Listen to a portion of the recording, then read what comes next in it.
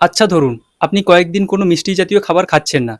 কিন্তু যদি ব্রেকফাস্টে আজ সকালে আপনাকে দুটো রসগোল্লা দেওয়া হয়, তাহলে আপনি নিজেকে সামলাতে পারবেন? নাকি কপাক করে দুটো রসগোল্লা খেয়ে নেবেন? এটা সম্পূর্ণ নির্ভর করে আপনি স্বেচ্ছায় মিষ্টি খাওয়া বন্ধ করছেন, নাকি চাপে পড়ে মিষ্টি খাওয়া বন্ধ করছেন।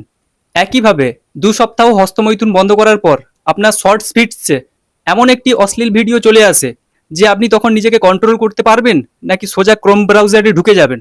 সেটাও নির্ভর করে আপনার ডিসিপ্লিনের উপর। আজ আমি আপনাদের এমন একটা টিপস দেব যেটা আপনার নো ফ্যাপ চ্যালেঞ্জকে দীর্ঘায়িত করবে, এবং ফিডে কোনো অশ্লীল ভিডিও আসলেই আপনি কিভাবে সঙ্গে সঙ্গে নিজেকে কন্ট্রোল করতে পারবেন সেটাও বলবো। চলুন তবে বেশি দেরি না করে আজকের ভিডিওটা শুরু করা যাক। Point number 1, 3 second rule. প্রথমেই আসি ইমার্জেন্সি পরিস্থিতির কথায়। আপনি হয়তো খুব মোটিভেশন নিয়ে নো ফ্যাপ শুরু করেছেন, কিন্তু হঠাৎ একদিন স্ক্রল করতে করতে আপনার সামনে এমন একটা ভিডিও চলে আসলো যা আপনার মনোযোগ নষ্ট করে দিল। এখানেই আপনাকে ব্যবহার করতে হবে 3 সেকেন্ড রুল। যখনই আপনার সামনে এই ধরনের কোনো ভিডিও আসবে, আপনার ব্রেন আপনাকে ভীষণ লোভ দেখানোর চেষ্টা করবে, একটু দেখেই নিই না, কি আর হবে। ঠিক এইখানে আপনাকে 3 সেকেন্ড রুল ব্যবহার করতে হবে। আপনার কাছে মাত্র 3 সেকেন্ড সময় থাকে। এই 3 সেকেন্ডের মধ্যে ব্রেন আপনাকে পুরোপুরি কন্ট্রোল করার আগেই আপনাকে অ্যাকশন নিতে হবে। সঙ্গে সঙ্গে ভিডিওটা স্ক্রল করে দিন, অথবা সবচেয়ে ভালো হয় ফোনটা লক করে চোখের সামনে থেকে অনেক দূরে রাখুন। এরপর উঠে দাঁড়িয়ে 1 গ্লাস জল পান করুন। এখানে সব থেকে ইম্পর্টেন্ট বিষয় হলো ওই প্রথম 3 সেকেন্ড যদি আপনি নিজেকে সামলাতে পারেন, তবে মনে রাখবেন আপনি অর্ধেক যুদ্ধ জিতে গেছেন। পয়েন্ট নাম্বার 2, দিন গোনা বন্ধ করুন।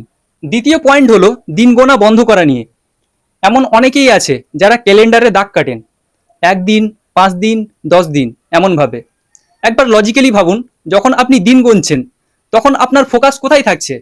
সেই হস্তমৈথুনের দিকেই। তখন আপনার সাবকনসিয়াস মাইন্ড একটা কথাই ভাবছে, যে আপনি অনেক কষ্টের মধ্যে আছেন এবং কবে এই চ্যালেঞ্জ শেষ হবে।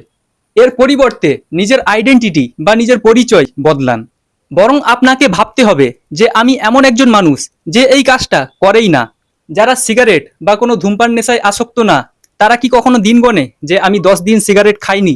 না, বিকজ সেটা তাদের লাইফস্টাইলের মধ্যেই থাকে না। ঠিক একইভাবে নো ফ্যাপকে কখনো চ্যালেঞ্জ হিসেবে না দেখে নিজের লাইফস্টাইল হিসেবে একসেপ্ট করুন।